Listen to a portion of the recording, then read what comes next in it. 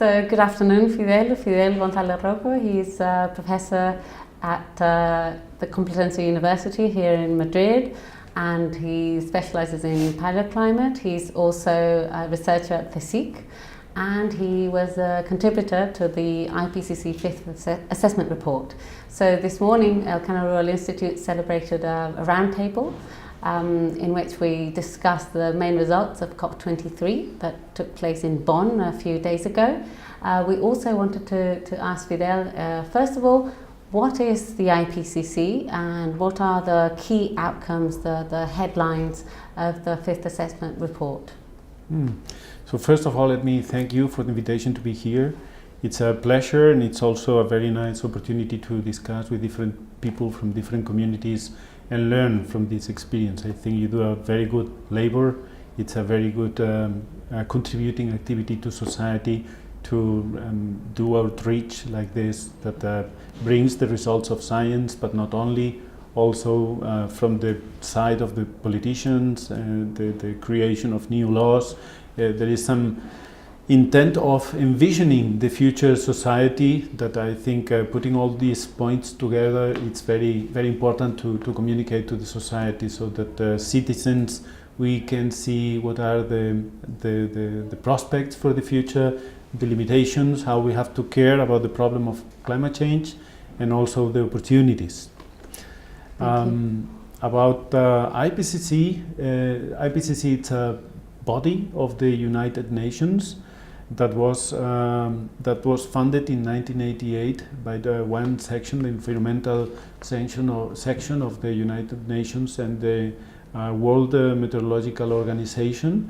And the objective of this body is to provide regularly governments with an assessment of the state of the art concerning knowledge of climate change, the state of climate, and also provide the policymakers with policy relevant information that can help them in deriving strategies for the future.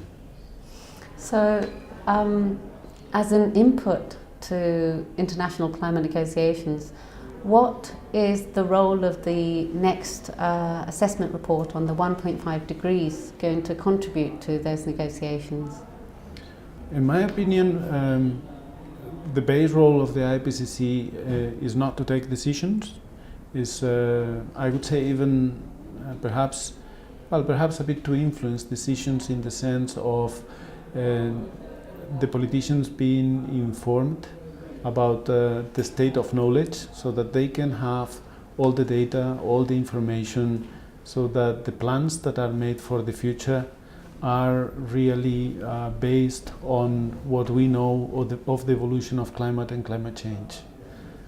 So the prospects of the new IPCC report, I would expect, would be to provide a new round of information with the last generation of climate models, with a very last update on evidence, and also an assessment of how this evidence and the scientific research up to the moment of the presenting the report can provide us the best strategies and scenarios that we can rely on to derive our policies for the future. Right, so lastly, as regards climate science and the recent announcement to withdraw from the Paris Agreement by the US, I was wondering how climate science can suffer from decisions as regards the Environmental Protection Agency funding to NOAA, for example, cutting engagement by climate officials with the media and with the public, and international climate finance. So how is that potentially going to affect climate science worldwide? Well, it's not going to influence in a positive way.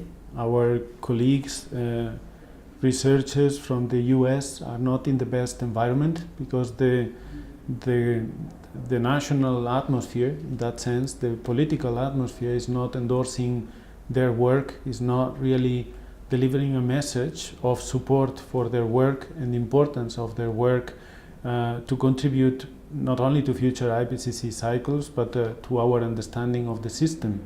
There are many open questions as it corresponds to science that the field still tries to answer and will continue to work on it for the next decades, and this is the way that science has to go. This will not be stopped, but if we have the message in the street that climate change that does not exist, that's a retrograde message that we should not be dealing with nowadays. That's actually interesting because the policy of Trump has gone into directions in terms of the speech. In some occasions it was denial of climate change, in some instances it was that climate change was not of interest or of priority for the USA. It's interesting because the first one, it's a lie. We know that climate change is an ongoing reality and we have to deal with it, and we have the opportunity to do it the best that we can. And the other side of the argument, if we can call it an argument, it's an interesting one, because climate change brings into conflict the interests of different governments and different regions that in part rely on CO2 emissions. And the task in the future is to balance these interests and derive policies that can help for the regions that rely more on activities that relate to greenhouse gas emissions, to abandon them and move into other types of commercial activity or industry that help society to go more on the direction of abating CO2. But I have deviated a bit from the main question of how this will influence science.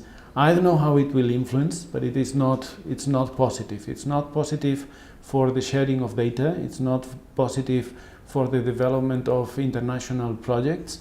It's not positive to go out of your office and confront the messages that go in the wrong direction, both for the development of science and for the development of policy.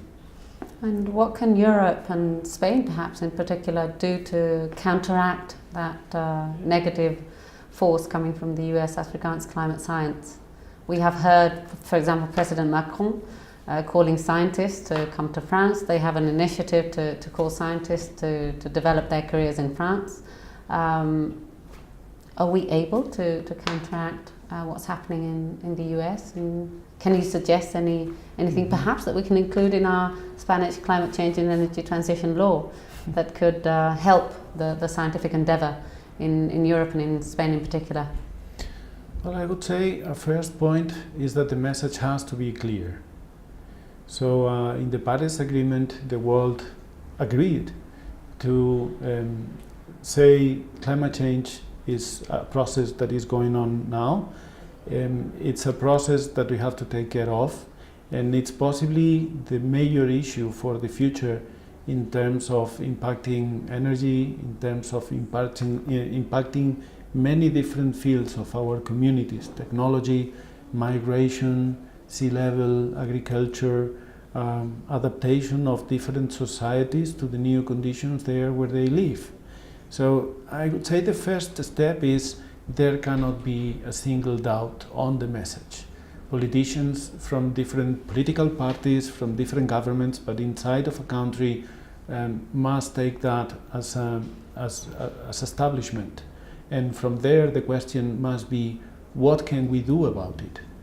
And this question is a challenge. It's a challenge because it really faces us, confronts us with the vision of what do we want our country to be in 20 or 30 years. If you change the energy of a country, if you change the technology, what do we need to do with education to deliver this message and really alienate and really